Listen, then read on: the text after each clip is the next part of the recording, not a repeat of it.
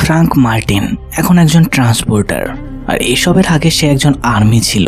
সমস্ত স্পেশাল মিশনগুলোতেই সে কাজ করত, আর সেখান থেকে রিটায়ার্ড হওয়ার পর সে ট্রান্সপোর্টিংয়ের কাজ বেছে নিয়েছে।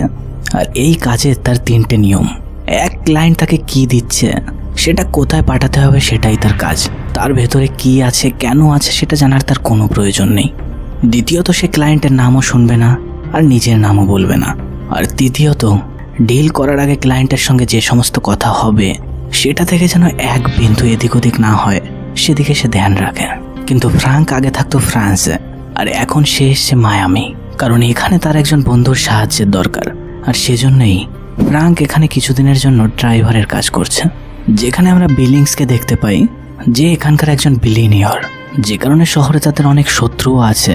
তাই তাদের ছেলে জ্যাককে স্কুলে নিয়ে যাওয়ার এবং সেখান থেকে আনার দায়িত্ব ড্রাইভার হিসাবে ফ্রাঙ্কের উপর পড়েছে। ফ্রাঙ্ক তার একজন বন্ধুর রিকোয়েস্টে এখন এই কাজ করছে। মুভির শুরুতে আমরা দেখতে পাই ফ্রাঙ্ক একটা পার্কিং লটে বসে আছে। সে ঘড়ি মিলিয়ে ওয়েট করতে থাকে একদম সময় মতো জ্যাককে স্কুল থেকে আনার জন্য। কিন্তু ফ্রাঙ্ক সেখান থেকে চলে যেত তার আগেই মেয়েটি ফ্রাঙ্ককে বলতে থাকে কিছু লোক আমাকে ডিস্টার্ব করছে। কিন্তু ফ্রাঙ্ক গাড়ির ভেতর এমনভাবে বসে থাকে যেন এতে তার কিছুই যায় আসে না। ফ্রাঙ্ক এভাবে চুপচাপ বসে থাকায় মেয়েটি এবার ফ্রাঙ্কের মাথায় বন্দুক ধরে আর ফ্রাঙ্ককে গাড়ি থেকে বাইরে বের হতে বলে। বাইরে বেরোতেই ফ্রাঙ্কের গাড়ির মধ্যে বেশ কয়েকজন লোক এসে সে গাড়ি স্টার্ট করার চেষ্টা করে। আর এখান থেকে আমরা বুঝতে পারি ওই মেয়েটিও এই দলেরই লোক, কিন্তু গাড়ি কিছুতেই স্টার্ট হতে চায় না। এই ব্যাপারে ফ্রাঙ্কের কাছে শুনলে ফ্রাঙ্ক তাকে বলে এই গাড়ি অন করার জন্য একটা বিশেষ পাসকোড দরকার, আর সেটা আমি ছাড়া আর কেউই জানে না। এই কথা শোনা মাত্র এবার লোকগুলো রেগে ফ্রাঙ্কের উপর অ্যাটাক করতে যায়। কিন্তু এরা ফ্রাঙ্ক একজন সাধারণ লোক ভাবলেও ফ্রাঙ্ক যে ফাইটিংয়ে কতটা এক্সপার্ট সেটা এরা কিছুক্ষণের মধ্যেই বুঝতে পারে। আর এইভাবে সবাইকে মারতে দেখে শেষমেশ মেয়েটি পালিয়ে যায় সেখান থেকে। আর এই সমস্ত কিছুর পর ফ্রাঙ্ক বেরিয়ে পড়ে এবার তার কাজে, ইয়ানি জ্যাকের স্কুলে, একদম সময় মতো। আর ছুটি হতেই জ্যাক ছুটতে এসে তার গাড়ির ভেতরে এসে বসে। ড্রাইভিংয়ের মধ্যে দুজনের কথোপকথন থেকে বোঝা যায় ওই ছোট্ট ছেলে জ্যাকটি ফ্রাঙ্ককে সত্যি পছন্দ করে। আর এসবের মধ্যে ঘরে ফেরার পর জ্যাকের মা এসে ফ্রাঙ্ককে বলে আমি জানি জ্যাকের কাল স্কুল নেই, কিন্তু তোমাকে একটু কষ্ট করে জ্যাককে কাল তার ডাক্তারের কাছে নিয়ে যেতে হবে, কারণ তুমি যদি জ্যাককে নিয়ে যাও সে খুব খুশি হবে। কিন্তু ফ্রাঙ্কের কাল একজন বন্ধুকে এয়ারপোর্টে রিসিভ করতে যাওয়ার কথা। জ্যাকের মা তাকে বলে আচ্ছা, তবে তুমি জ্যাককে সকালের দিকে ডক্টরের কাছে নিয়ে যাও আর দুপুরে গিয়ে তুমি তোমার বন্ধুকে রিসিভ করো। ফ্রাঙ্ক এতে রাজি হয়ে যায়। এবার আমরা অন্যদিকে আর একজন লোককে দেখতে পাই যার নাম জিয়ানি, যারা ল্যাবে এক্সপেরিমেন্টের মাধ্যমে এমন একটা ভাইরাস বানিয়েছে যার অ্যান্টিডোট শুধু এদের কাছেই আছে। সিন চেঞ্জ হয়ে আমরা পরের দিন সকালের ঘটনা দেখতে পাই। ডাক্তারের কাছে তো যাবে, কিন্তু ভয় পাচ্ছে সে এটা নিয়ে, কারণ প্রত্যেক বাড়ি ডাক্তার তাকে একটা ইঞ্জেকশন লাগায়। কিন্তু ফ্রাঙ্ক তাকে বুঝিয়ে বলে যতক্ষণ আমি তোমার সাথে আছি তোমার কোনো বিষয় ভয় পাওয়ার দরকার নেই। অন্যদিকে আমরা দেখতে পাই জিয়ানির কয়েকজন লোক সে হসপিটালে ঢোকে। এখানে মেয়েটির নাম লোলা আর বাকি লোকটির নাম দামিত্রী। তারা ঢুকেই প্রথম হসপিটালে নার্সকে মেরে ফেলে আর নিজেই সেই জামা কাপড় পরে নেয়। আর যখন ফ্রাঙ্ক সেখানে জ্যাককে নিয়ে পৌঁছায়, সামনে নার্সের বেশে লোলাকে দেখে সে জিজ্ঞাসা করে জ্যাকের ডক্টরের ব্যাপারে। কিন্তু লোলা তাকে জানায় সেই ডক্টর আজ নেই, কিন্তু ওর পরিবর্তে অন্য ডাক্তার আছে। আর তখন আমরা বুঝতে পারি সে অন্য ডাক্তার আর কেউ না, দামিত্রী নিজেই সেটা সেজে বসে আছে। ফ্রাঙ্ক তাকে বিশ্বাস করে জ্যাককে তার ভেতরে যেতে বলে। এসবের মধ্যে ফ্রাঙ্কের কাছে কল আসে, সেও কলে ব্যস্ত হয়ে পড়ে। আর যার সঙ্গে কথা বলে সে আর কেউ না, এই মুভির প্রথম পর্বে থাকা ইন্সপেক্টর তারকনি। টেনশন নেই, প্রথম পর্বের সঙ্গে এই পর্বের কোনো কানেকশন নেই, সেহেতু এটা দেখার পরে ওটা দেখতে পারো।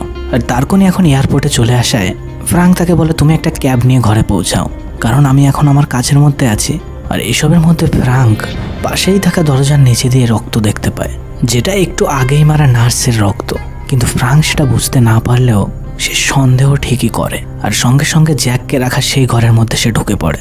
সে সরাসরি ডক্টরের বেশে থাকা দামিত্রীকে বলে আমি জ্যাকের অরিজিনাল ডক্টরকেই দেখাতে চাই, তাই জ্যাককে এখন আমার কাছে দিতে পারো তোমরা। কিন্তু দামিত্রী তাকে বলে জ্যাকের ডক্টর 1 সপ্তাহের মধ্যে আসবে না, আর একে এই ইঞ্জেকশন এখন না দিলে এর প্রবলেম হতে পারে। তা সত্ত্বেও ফ্রাঙ্ক তাকে বলে সেটা আমি বুঝে নেব, তবে আমি ওর অরিজিনাল ডক্টরকেই দেখাবো। এবার দুজনের কথা এতই বাড়তে থাকে যেখানে ফ্রাঙ্কও এবার বুঝে যায় দামিত্রী কোনো ডক্টর না। অন্যদিকে দামিত্রীও বুঝতে পারে ফ্রাঙ্ক তাকে সন্দেহ করেছে, তাই দুজনের মধ্যে এবার শুরু হয় একটা ফাইট, যেখানে দামিত্রী চেষ্টা করছে ওই ভাইরাসের ইঞ্জেকশন ফ্রাঙ্কের গায়ে পুশ করে দিতে, কিন্তু ফ্রাঙ্ক চেষ্টা করছে তাদেরকে ঠেকানোর সাথে সাথে জ্যাকেরও প্রাণ বাঁচাতে জ্যাককে যেন তেন প্রকারে তাদের কবল থেকে ছাড়িয়ে একটা জায়গায় ঠেলে দিয়ে তাকে বলে তুমি বাইরের দিকে ছোট।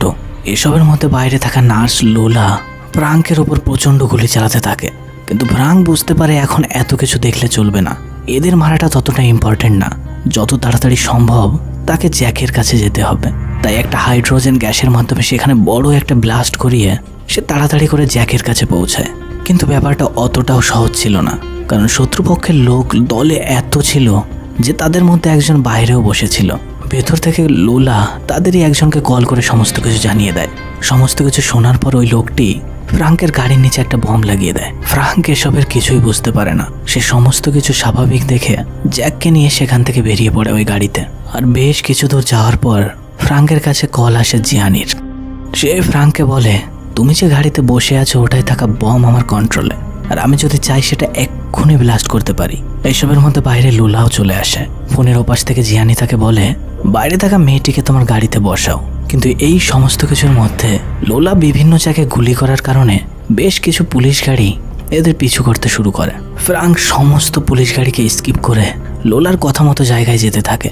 দেখতে দেখতে পুরো শহরের পুলিশ গাড়ি এক জায়গায় হয়ে যায়। কিন্তু ফ্রাঙ্ক কার চালানোতে এতটাই এক্সপার্ট ছিল যে সিচুয়েশন যতই খারাপ হোক না কেন সে তার বেরোনোর জায়গা করেই নিত। আর এভাবেই পুলিশ থেকে বাঁচতে বাঁচতে ফাইনালি সেই জায়গায় চলে আসে যেখানে জিয়ানি তাকে ফোনে আসতে বাধ্য করেছে। জিয়ানি ফ্রাঙ্কের কাছ থেকে ওই ছোট্ট ছেলেটিকে নিয়ে নেয়, আর সেখান থেকে ওকে নিয়ে তারা অন্য একটা জায়গায় যেতে থাকে। অন্যদিকে জ্যাকের বাবা পুরো শহরের পুলিশকে এক জায়গায় করেছে। একজন বিলিনিয়রের ছেলে, এটুকু পাওয়ার তো তার থাকবেই না। আর এসবের মধ্যেই জ্যাকের বাবা বিলিংসের কাছে কল আসে। ওপাশ থেকে জিয়ানি তাকে বলে তুমি 2 ঘন্টার মধ্যে যেভাবে সম্ভব আমাকে $5 মিলিয়ন দেবে, আর এটা দেওয়ার জন্য তুমি যত লেট করবে আর তোমার ছেলের অবস্থা ততটাই খারাপ হবে। এখানে ভাবার বিষয় জিয়ানি ফ্রাঙ্ককে কিছুই বলে না, তাকে শুধু এটুকুই বলে তুমি এবার যেতে পারো। ফ্রাঙ্ক এখনো জানে না তার গাড়িতে বম কোথায়, আর তার ওই সামনে দাঁড়িয়ে থাকা ওই গাড়িতে নিচের মেঝের রিফ্লেকশন এবার দেখতে পায় বমটা তার গাড়ির নিচের ঠিক কোন জায়গায় লাগানো আছে। ফ্রাঙ্ক এটা ভালোভাবেই জানে এভাবে তো এরা আমাকে যেতে দেবে না। তাই ফ্রাঙ্ক সেখান থেকে বেরোনোর সময় ওই ওপর থেকে গাড়ি জাম করিয়ে একটা ক্রেনের ঝুলে থাকা পার্টসের মাধ্যমে তার বম সেখান থেকে খুলে ফেলে। আর অন্যদিকে লোলাও ঠিক সেই সময় তার গাড়ি ব্লাস্ট করতে চেয়েছিল, যে কারণে ওরা এরকমটা মনে করলেও যে ফ্রাঙ্ক এখনো বেঁচে নেই। কিন্তু ফ্রাঙ্ক সেখান থেকে ভালোভাবে বেরিয়ে এবার এদের গ্রুপের একদম ঘোড়া থেকে শুরু করতে চায়। তাই সে প্রথম কল করে তার বন্ধু তারকনিকে। কিন্তু তারকনি তাকে কোনো সাহায্য করত তার আগেই ঘরের বাইরে অনেক পুলিশ এসে তাকে গ্রেপ্তার করে ফেলে। কারণ পুলিশ এখনো এটাই ভাবছিল ফ্রাঙ্ক জ্যাকের ড্রাইভার হওয়ার কারণে ফ্রাঙ্কও এই কিডন্যাপিং এর সঙ্গে জুড়ে আছে। তাই তার বন্ধু তারকনিকেও তারা গ্রেপ্তার করে। এখন এটা ফ্রাঙ্কের একারই দেখতে হবে। তাই এবার সে পৌঁছায় সেই হসপিটালে যেখানে সে ভাইরাসের ইনজেকশনটা সে দেখতে পায়। কিন্তু এসবের মধ্যে সেখানে কয়েকজন পুলিশও চলে আসে। কিন্তু ফ্রাঙ্ক তাদের কাছ থেকে বাঁচতে বাঁচতে দুর্ভাগ্যবশত ইনজেকশনটাও ভেঙে যায়। তাই সে ইনজেকশনে অন্য একটা ওষুধ ভরে এনে পুলিশের কাছ থেকে বেঁচে সেখান থেকে পালিয়ে যায়। অন্যদিকে জ্যাকের বাবাও সমস্ত টাকা সেই জায়গায় পাঠিয়ে দিয়েছে যেখানে জিয়ানি তাকে বলেছিল। সেখান থেকে বেরিয়ে ফ্রাঙ্ক আরও একবার কল করে তারকনিকে। তারকনিও যে অন্য একটা শহরের পুলিশ অফিসার সেটা জানতে পেরে অন্য পুলিশ অফিসার তাকে ছেড়ে দিয়েছে। কথোপকথনে ফ্রাঙ্ক সেই নকল ডক্টর দামিত্রির ব্যাপারে সমস্ত ডিটেলস বের করতে বলে। একটু এদিক ওদিক দেখে সাবধানে একটা অফিসারের কম্পিউটার থেকেই তারকনি সমস্ত ডিটেলস বেরও করে ফেলে। এবার ফ্রাঙ্ক সে অ্যাড্রেস ধরে পৌঁছায় দামিত্রির ঘরে। কিন্তু ব্যাপারটা সেও বুঝে যায়, যে কারণে এবার দুজনের মধ্যে শুরু হয় লড়াই। লড়াই বলাটা ভুল, কারণ লড়াইটা অনেকটা এক পক্ষের। ফ্রাঙ্ক তার পিছু করছে আর দামিত্রি তার প্রাণ বাঁচিয়ে পালাচ্ছে। কিছুক্ষণের জন্য হলেও দামিত্রি এটা ভাবে সে ফ্রাঙ্কের চোখে ধুলো দিয়ে পালিয়ে এসছে। কিন্তু ফ্রাঙ্ক এতটাই পাগল, দামিত্রিকে ধরার জন্য স্পিডবোর্ড জল থেকে রাস্তায় উঠিয়ে দেয়। আর দামিত্রিকে একটা বাসের মধ্যে ধরেই সেই নকল ইনজেকশনটা ইনজেক্ট করে দেয়। কিন্তু দামিত্রি ভাবতে থাকে তার গায়ে হয়তো সেই ভাইরাসটাই পুশ করেছে, যে কারণে ভয়ে সেখান থেকে পালাতে শুরু করে। ফ্রাঙ্ক জানে এবার দামিত্রি তাকে অ্যান্টিডোটের খোঁজ অবশ্যই দেবে। অন্যদিকে বিলিংস ফ্যামিলি এখনো টেনশনে, কারণ টাকা দেওয়া হয়ে গেছে কিন্তু ছেলে তারা হাতে পায়নি এখনো। আর এসবের মধ্যে পুলিশ তাদেরকে খবর জানায় আপনার ছেলের খবর পাওয়া গেছে। একটা গাড়ির মধ্যে তারা জ্যাককে খুঁজে পায়। আর অন্যদিকে দামিত্রি ছুটতে ছুটতে তার বস জিয়ানির একটা ল্যাবে এসে ডক্টরকে বন্দুক দেখিয়ে ভাইরাসের অ্যান্টিডোট চায়। কিন্তু ডক্টর তাকে অ্যান্টিডোট দিত তার আগেই সেখানে চলে আসে ফ্রাঙ্ক। প্রথমে তো সে দামিত্রীকে আহত করে, তারপর ডক্টরকেও। আর তার কাছে সেই সমস্ত কিছু শোনে এই ভাইরাসের ব্যাপারে। ডক্টর তখন জানায় এটা এমন একটা ভাইরাস যার অ্যান্টিডোট শুধু আমাদের কাছেই আছে। আর এই ভাইরাস বিলিংস ফ্যামিলির ওই ছেলে জ্যাকের শরীরেও পুশ করা হয়েছে। অ্যান্টিডোট না নিলে সে একদিনের মধ্যেই মারা যাবে। আর শুধু এটুকুই না, এই ভাইরাস যখন যার শরীরে থাকে তার নিঃশ্বাস প্রশ্বাসের মাধ্যমে আশেপাশে থাকা সমস্ত লোকের মধ্যে ছড়িয়ে পড়ে। আর আমরা জ্যাকের শরীরে ভাইরাস এজন্যই দিয়েছিলাম যাতে ওর মাধ্যমে সে ভাইরাস পৌঁছায় প্রথমে ওর বাবার শরীরে, আর জ্যাকের বাবা মানে মিস্টার ব্লিংস কয়েকদিন পরে যে প্রেস কনফারেন্স রাখবে সেখানে আসা সমস্ত বিলিনিয়ারদের মধ্যে যাতে এই ভাইরাস ছড়ানো যায়। সেজন্যই জিয়ানি আমাদের এসব করতে বলেছে। আর এর অ্যান্টিডোটের জন্যে প্রফিটের সমস্তটাই হবে জিয়ানির। ফ্রাঙ্ক তখন ডাক্তারকে বলে এক্ষুনি আমাকে এর অ্যান্টিডোট দাও। কিন্তু ডাক্তার এটা বুঝতে পারে অ্যান্টিডোট দিয়ে দিলেও ফ্রাঙ্ক তাকে প্রাণে মেরেই ফেলবে। তাই তার কাছে থাকা শেষ দুটো অ্যান্টিডোটই সে বাইরে ফেলে দেয়। আর সেটা ধরার জন্য ফ্রাঙ্ক পাগলের মতো জীবনের পরোয়া না করে সেই জানলা দিয়ে জাম্প করে। ফ্রাঙ্ক সে অ্যান্টিডোটকে ধরতে যেত, কিন্তু তখনই কোনো না কোনো গাড়ি চলে আসতো। আর এভাবেই গাড়ির জন্য একটা অ্যান্টিডোট সেখানেই ভেঙে যায়। কিন্তু এত গাড়ির মধ্যেও ফ্রাঙ্ক যেন তেন প্রকারে আরেকটা অ্যান্টিডোট হাসিল করেই ফেলে। আর এবার সে সোজা যায় সে বিলিংস ফ্যামিলিতে, যেখানে প্রথমে গিয়েই সে অ্যান্টিডোট ইউজ করে জ্যাকের ওপর। কিন্তু এতক্ষণে অনেক দেরি হয়ে গেছিল, কারণ এতক্ষণ জ্যাক এফেক্টেড হওয়ায় তার মধ্যে থেকে ভাইরাস তার ফ্যামিলিতেও ছড়িয়েছে। তাই যত তাড়াতাড়ি সম্ভব ব্যবস্থা এমন করতে হবে যাতে বিলিংসে প্রেস কনফারেন্স না করে। কিন্তু বিলিংসকে সেটার জন্য কল করলেও নেটওয়ার্ক খারাপ হওয়ার কারণে সে কিছুই শুনতে পায় না। কিন্তু প্রেস কনফারেন্সে যাওয়ার আগেই বিলিংসের শরীর কোনো কারণে এতটাই খারাপ হয় যে কারণে সে প্রেস কনফারেন্সে যেতেই পারে না। আর অন্যদিকে ফ্রাঙ্ক এবার তারকনির কাছে কল করে এই গ্যাংস্টারের হেড জিয়ানির ব্যাপারে ইনফরমেশন বের করতে বলে। তারকনিও তার কাজ শুরু করে দেয় আর জিয়ানির ব্যাপারে সমস্ত ইনফরমেশন বের করে দেয় ফ্রাঙ্ককে। এবার ফ্রাঙ্ক একটা গাড়ি নিয়ে সোজা চলে যায় জিয়ানির মেইন আড্ডায়, যেখানে তার সামনে অনেক লোক আসলেও তার ফাইটিং এর রিয়েল স্কিল এবার আমরা দেখতে পাই। যেখানে সে একা আর তার সামনে 100-ও বেশি লোক। সে একটাকে মারে তো 10টা আসে, কিন্তু ফ্রাঙ্ক একে একে সবাইকে মেরে ফাইনালি পৌঁছায় জিয়ানির কাছে। জিয়ানিকে বন্দুক দেখিয়ে সে অ্যান্টিডোটের ব্যাপারে শুনলে জিয়ানি তাকে বলে তুমি আমাকে মারতে পারবে না, কারণ অ্যান্টিডোট আমি জীবন্ত নিজেই, আর আমাকে যদি মেরে ফেলো তো অ্যান্টিডোটও শেষ। এদের কথোপকথনের মধ্যে সেখানে চলে আসে লোলা।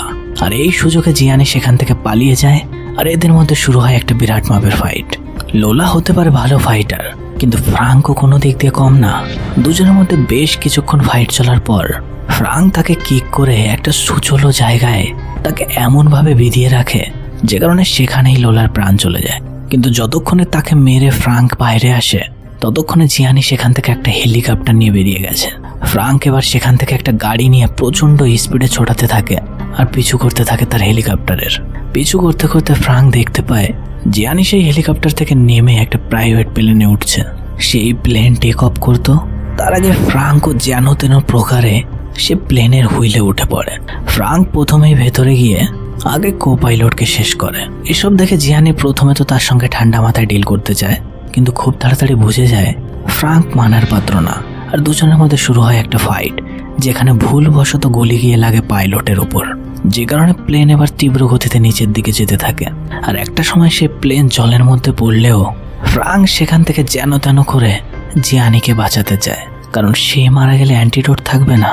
আর যখন সে সমুদ্র থেকে ওঠে সেখানে আশেপাশে অনেক পুলিশও চলে আসে। তাই ফ্রাঙ্ক মনে করে তার কাজ এখানেই সমাপ্ত, যে কারণে জিয়ানিকে তাদের হাতেই তুলে দেয়। আর বেশ কিছুদিন পর জানা যায় অ্যান্টিডোট এখন পৃথিবীর সমস্ত জায়গায় ছড়িয়ে পড়েছে, যে কারণে এই ভাইরাস নিয়ে আর ভয় পাওয়ার কোনো কারণ নেই। তাই ফ্রাঙ্ক ফুল নিয়ে যখন বিলিংস ফ্যামিলির কাছে হসপিটালে যায়, সে দরজার বাইরে থেকে দেখতে পায় ফ্যামিলির 3টে লোক একটা সুন্দর মুহূর্ত এনজয় করছে। তাই এই সময় তাদের ডিস্টার্ব না করাই ভালো। তাই তার মধ্যে কোনো রকম বাধা না হয়ে ফ্রাঙ্ক ফিরে আসে গাড়িতে তার কোনেকে এয়ারপোর্টে পৌঁছে দেওয়ার জন্য। এয়ারপোর্ট থেকে দুজনে আবারও একবার গুড বাই বলে এই মুভির শেষ করে। এটা ট্রান্সপোর্টারের পার্ট 2 ছিল। প্রথম পার্টের সঙ্গে তেমন একটা কানেকশন না থাকলেও এক একটা পার্টে এক একটা মিশন আর কি। প্রথমটাও দেখতে পারো, ডেসক্রিপশনে লিঙ্ক পেয়ে যাবে, আর পরেরটাও দেখতে চাইলে সেটাও পাবে। তো দেখা হচ্ছে আবার পরের ভিডিওতে। টাটা।